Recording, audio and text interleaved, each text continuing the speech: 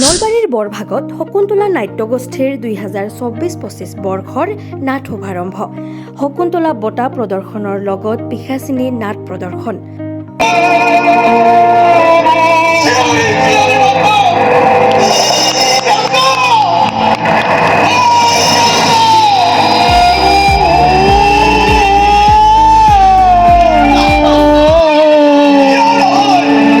নলবাৰী জিলাৰ বৰভাগৰ বৰবৰীৰ শকুন্তলা নাট্যগোষ্ঠীয়ে শ্ৰী শ্ৰী বিশ্বকৰ্মা পূজাৰ পবিত্ৰ দিনটোত বৰবাৰী থান প্ৰাংগণত এই বৰ্ষৰ প্ৰথমখন নাটৰ শুভ উদ্বোধন কৰে। নলবাৰীৰ বৰভাগ বৰবৰীৰ শকুন্তলা নাট্যগোষ্ঠীয়ে এইবেলি দ্বাদশ বৰ্ষত ভৰি দিছে আৰু যোৱাকালি নাট্যগোষ্ঠীটোৱে দ্বাদশ বৰ্ষৰ ভাস্কৰজ্যোতি তালুকদাৰৰ ৰচনা আৰু পৰিচালনা কৰা প্ৰথমখন নাট পিশাচিনীৰ শুভ উদ্বোধন কৰাৰ লগতে ৰাইজৰ মাজত মঞ্চস্থ কৰে।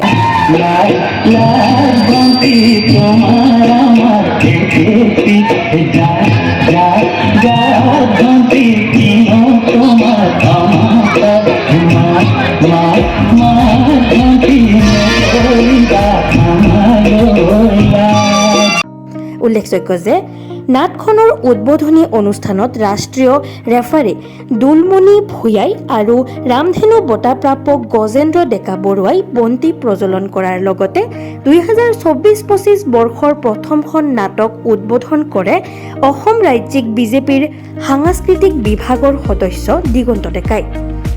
উক্ত অনুষ্ঠানটোত শকুন্তলা নাট্যগোষ্ঠীৰ তৰফৰ পৰা নিৰ্মালী দেৱী তালুকদাৰক শকুন্তলা বঁটা প্ৰদান কৰা হয়।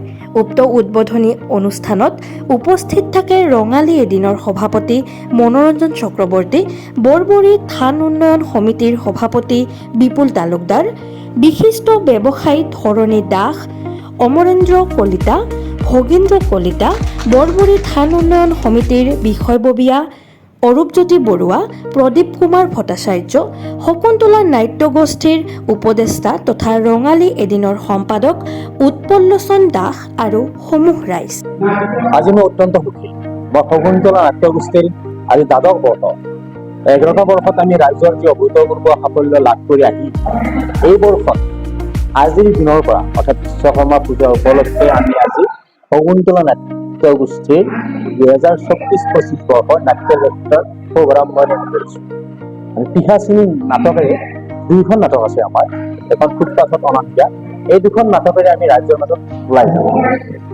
আমি ভাবিছোঁ এইবাৰ যিখন নাটক আমি আখৰৰ পৰা আৰম্ভ কৰি আজিলৈকে কাৰিকৰী ভিতৰত সকলোকে লগ সামৰি আমি ভাবিছোঁ এই নাটকখন অত্যন্ত ৰাইজে গ্ৰহণ কৰিব।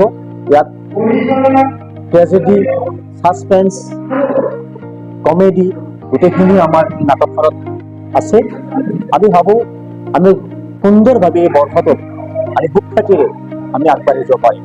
আমি লগতে ৰাজ্যক আমি জনাব বিচাৰিছোঁ তেখেতসকলে যে আমাৰ এই নাট্যগোষ্ঠীটোক দ্বাদশ বৰ্ষৰ মানে আমাক আশীৰ্বাদ দিয়ে, গ্ৰহণ কৰে আমাক, সেইটো আমি ৰাইজৰ ওচৰত আমাৰ অনুৰোধ থাকে। লগতে আমি শিৱ দুৰ্গা মাৰ ওচৰত প্ৰণাম জনাইছোঁ যাতে আমাৰ এই যাত্ৰা সফল নতুনত্বৰ দিশত হওক।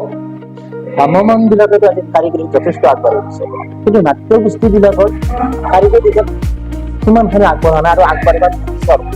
কাৰণ নাট্যগোষ্ঠী এটা ৰাইজক আমি মেছেজ দিব বিচাৰোঁ, কাহিনীটো আমি খবৰ কৰিছোঁ। কাহিনীটো যাতে এটা মেছেজ পাইতো হওক। আজিকালি নাট্য যিবিলাক ভ্ৰাম্যমাণ থিয়েটাৰ ওলাইছে তাত কাহিনীৰ বিশেষত্ব বিশেষ নাথাকে নাই থাকো কাৰিকৰী দিশত মানে গুৰুত্ব দিয়ে।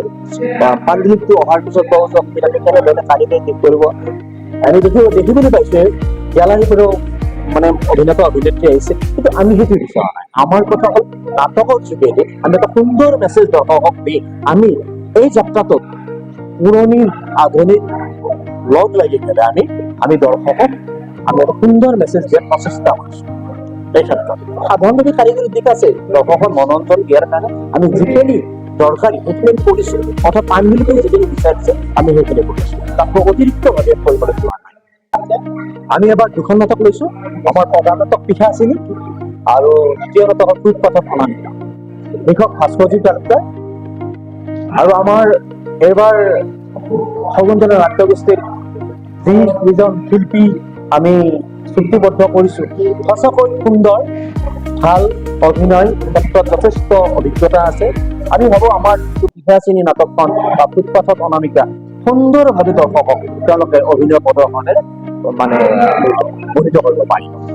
নিউজ ডেস্ক ৰিপোৰ্ট বাৰ্তা টু জেড।